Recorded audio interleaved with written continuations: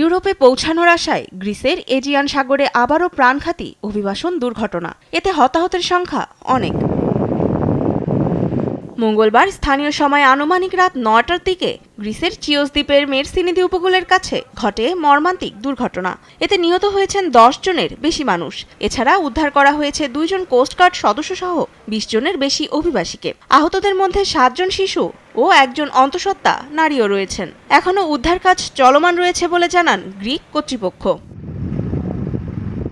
রয়টার্সকে দেয়া এক বিবৃতিতে গ্রিক কর্মকর্তা জানান, অভিবাসীবাহী স্পিডবোটটিকে ফিরে যেতে নির্দেশ দিয়েছিল কোস্টগার্ড জাহাজটি।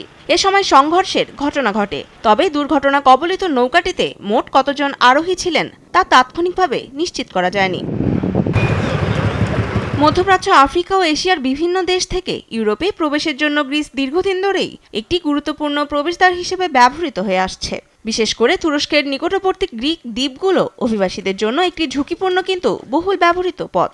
বাংলাদেশ থেকেও প্রতি বছর বহু মানুষ অবৈধ পথে এই সমুদ্রপথ দিয়ে ইউরোপের আশায় পাড়ি জমাচ্ছেন। তবে সাম্প্রতিক বছরগুলোতে গ্রিস অভিবাসন নীতিতে কঠোরতা আরোপ করায় এবং সীমান্ত ও সমুদ্রপথে নজরদারি বাড়ানোয় আগমন উল্লেখযোগ্যভাবে কমেছে।